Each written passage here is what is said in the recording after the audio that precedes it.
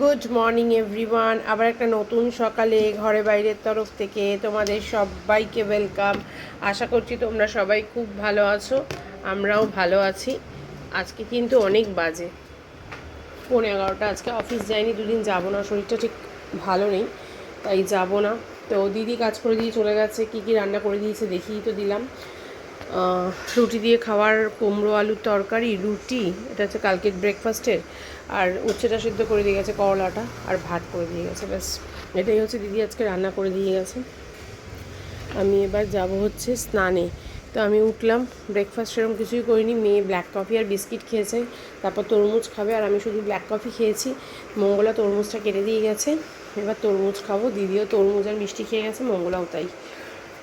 আর এবার বাসনগুলো গোছাবো, এগুলো দিদি মেজে দিয়ে গেছে, মঙ্গলাটা তো মঙ্গলা গুছিয়ে রেখে গেছে। এখন আমার মনে পড়লো যে আমি ব্লগটা তো শুরু করিনি, কারণ শরীরটা আমার একদম জুতের নেই, তার জন্যই অফিসটা দুদিন অফ নিয়েছি। আজকে আর কালকে যাব না, বৃহস্পতিবার দিন ছুটি আছে, সে একেবারে শুক্রবার দিন যাব। তো মামকে বললাম ব্লগটা পোস্ট করে দে, মাম ব্লগটা পোস্ট করে। ঘুম থেকে আজকে অনেক দেরিতে উঠেছি আমি। তো এই হচ্ছে ব্যাপার, কি আর বলবো, কিছু বলার নেই। রায়ন তো আজকে বিকেলবেলা মানে রাত্রিবেলা আসবে, আর ওর বাবা সকালবেলা বেরিয়ে গেছে, তরমুজই নিয়ে গেছে ওর বাবা।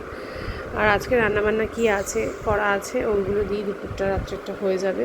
মোটামুটি আছে রান্নাবান্না, এখন কালকেও হয়ে যাবে। এইগুলো দিয়ে ওই জন্য রান্নাবান্নার বেশি চাপ নেই, এগুলো দিয়ে শেষ করব, আগে ফ্রিজ ফাঁকা করব, তারপরে আবার রান্নাবান্নার চাপ শুরু হবে। ওই জন্য দিদি হালকা হালকাই রান্না করছে, কালকেও হালকা হালকাই ছিল, আজকেও হালকা হালকাই ছিল। এই রান্না করে দিয়ে দিদি চলে গেছে। এরপরে স্নানে যাব, মেশিন চালানো হয়নি, মেশিন চালাতে হবে। আকাশটা দেখাবো কেমনটা মেঘলা মেঘলা করেছে, অবশ্য মেঘলা মেঘলা প্রতিদিনই করছে, বৃষ্টি তো সেভাবে হচ্ছে না। আর যাও বৃষ্টি হয়েছিল মানে বেশ কয়েকদিন আগে, কিছুদিন আগে, এক ফোঁটাও না গরম কমেনি। কারণ বৃষ্টির সাথে যদি একটু ঝোড়ো হাওয়া না থাকে কখনোই গরম কমে না। কিনে দেবো? হ্যাঁ, এনে দিচ্ছি। তো যাই হোক, ও এখন পড়তে বসবে, কারণ ওর তো পরীক্ষা 6 তারিখ থেকে। আমি ওখানেই সোফায় বসে থাকবো। কি গো মাম্মা, আমাকে বলছে এসে আন্টি এবার একটু ভিডিও করো, আমরা এসছি। কি ভিডিও করো, কি বলবো, কি বলবে বলো? ও আচ্ছা, বৃষ্টি পড়ছে, এই যে বৃষ্টি নেমেছে, দেখালাম বৃষ্টি পড়ছে। আর আর কি? ও আচ্ছা, মাকে দেখাও, এই যে মা বলছে মাকে দেখাও, ওকে দেখালে হবে না, বলছে মাকে দেখাও, দেখালাম মাকে। আর বৃষ্টি দেখাও আমাদের, কি সুন্দর এখন দাবদাহের পরে বৃষ্টি হচ্ছে। দাঁড়াও, দাবদাহটা কমুক। এই বৃষ্টিতে হাওয়া ফাওয়া না দিলে দাবদাহ কমবে না, ওই ছিটেফোঁটা বৃষ্টিতে আরও গরম বাড়বে। ঠিক আছে, দেখিয়ে দিয়েছি, এবার আন্টি স্নান করেছে, তারপর গল্প করছে, ঠিক আছে? হ্যাঁ,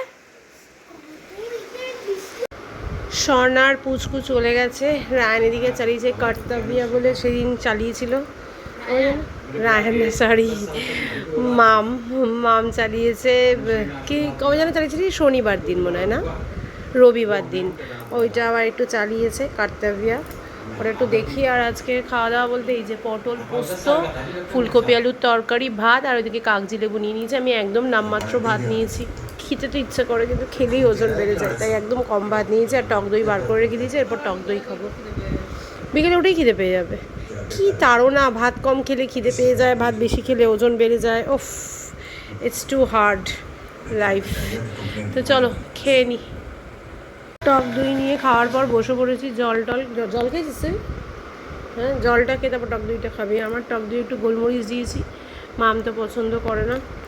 2টো বাজেনি এখন মুভিটা দেখছি, খারাপ লাগছে না, ভালোই লাগছে।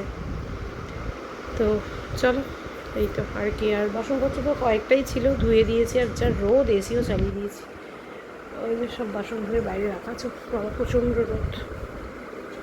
এসছি একটু ছাদে, ডলি ফোন করে ডাকলো, তাই একটু ছাদে এলাম। আর ডলি এই যে গাছে জল দিচ্ছে। হেমন্তদার শরীর খারাপ, রবিবার থেকে অফ, জানি না এখন কি হবে। কারণ না ডলিকে নাকি বলেছে শনিবার সিটি স্ক্যান করা আছে, বা সে কবে আসবে, না আসলে কি হবে কিছুই জানি না। তো গাছগুলো তো একেবারে যাচ্ছাতাই অবস্থা হয়ে যাচ্ছে এই রোদে, না জল না দিলেই নয়। তো ওর জন্য জল দিচ্ছে। আমাদের নিচের গাছগুলোও জল দিতে হবে। ওর বাবা আসলে রাত্রেবেলা বলবো নিচের গাছগুলোকে একটু জল দিতে, নাহলে নিচের গাছগুলোও আমার মরে যাবে।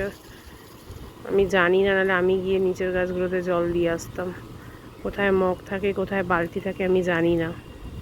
তো ওই জন্য একটু ছাদে এলাম, আর দেখছিলাম থাপ্পড় মামের সাথে বসে বসে, বেশ ভালোই লাগছিল মুভিটা। তো ডলি ফোন করলো, তাই একটু এলাম, একটু বসি, একটু হাওয়া দিচ্ছে, হাওয়া খাই, তারপর যাব। মাম আমার আর মামের গ্রিন টি করে নিয়েছে। রায়ান ওই ঘরে সে কী করছে, পড়ছে কেন?